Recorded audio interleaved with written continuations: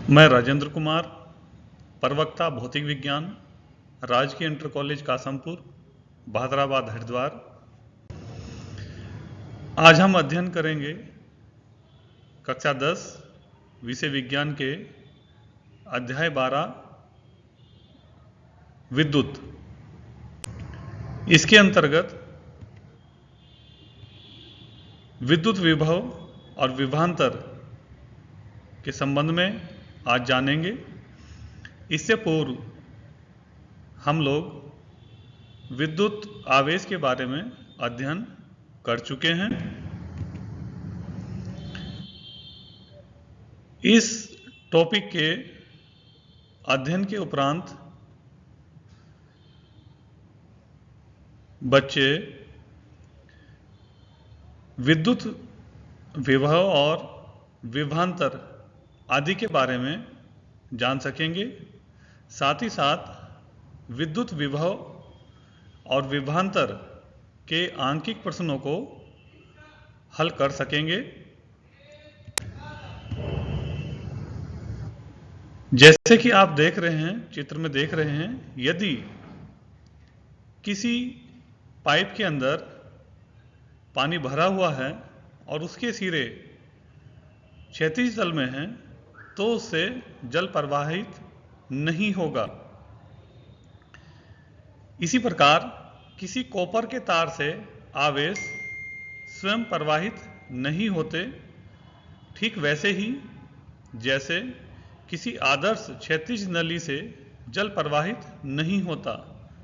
यदि नली के एक सिरे को किसी उचित तल पर रखें, जल टैंक से जोड़ दें, जिससे नली के दो सिरों के बीच कोई दाबांतर बन जाए, तो नली के मुक्त सिरे से जल बाहर की ओर प्रवाहित होता है।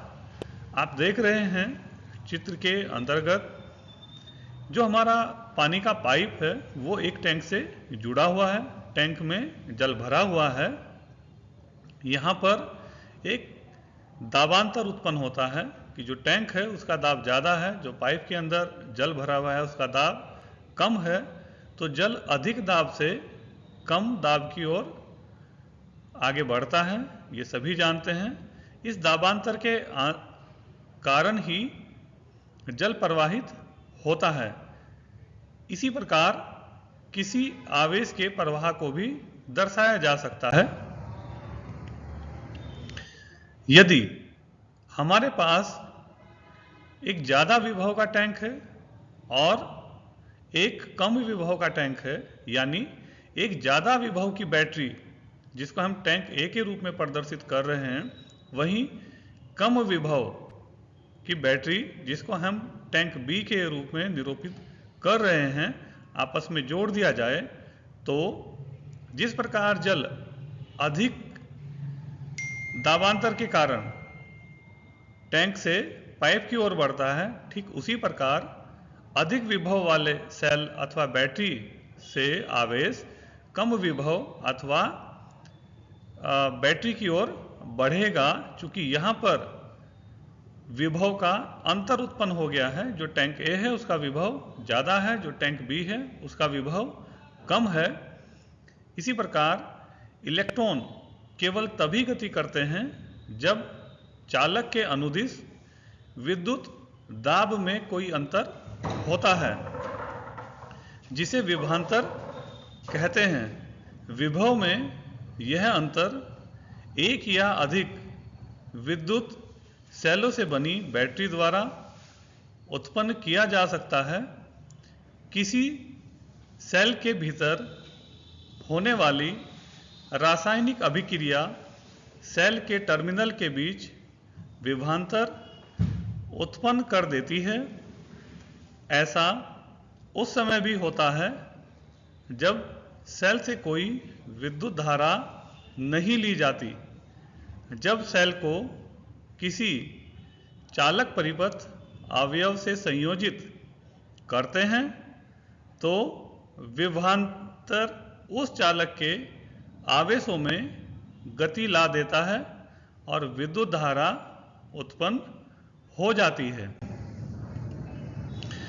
किसी धारावाही विद्युत परिपथ के दो बिंदुओं के बीच विद्युत विभवांतर को हम उस कार्य द्वारा परिभाषित करते हैं जो एकांक आवेश को एक बिंदु से दूसरे बिंदु तक लाने में किया जाता है। विभवांतर की माप एक यंत्र द्वारा की जाती है जिसे वोल्टमीटर कहते हैं। वोल्टमीटर को सदैव समांतर क्रम में संयोजित करते हैं। दो बिंदुओं के बीच विभवांतर V किए गए कार्य बटा आवेश के रूप में निरूपित किया जाता है, अर्थात दो बिंदुओं के बीच विभवांतर V बराबर किया गया कार्य W बटा आवेश Q, अर्थात V बराबर W अपॉन Q। विद्युत विभवांतर का SI मात्रक वोल्ट है जिसे V से निरूपित करते हैं। यदि किसी विद्युत धारावाही चालक के दो बिंदुओं के बीच एक कूलाम आवेश को एक बिंदु से दूसरे बिंदु तक ले जाने में W कार्य किया जाता है, तो उन दो बिंदुओं के बीच विभवांतर 1 वोल्ट होता है। अतः 1 वोल्ट बराबर 1 किया गया कार्य बटे 1 कूलाम आवेश। यदि किसी विद्युत धारावाही चालक के दो बिंदुओं के बीच एक कूलाम आवेश को एक बिंदु से दूसरे बिंदु तक ले जाने में 1 जूल कार्य किया जाता है, तो उन दो बिंदुओं के बीच विभवांतर 1 वोल्ट होता है। अतः 1 वोल्ट बराबर 1 जूल बटा 1। आइए अब चलते हैं अभ्यास के प्रश्नों की ओर। जो हमने सीखा उसके संबंध में हम यहाँ पर कितना जानते हैं इसका प्रयास करेंगे। पहला प्रश्न है, उस युक्ति का नाम लिखिए जो किसी चालक के सिरों पर विभवांतर बनाए रखने में सहायता करती है।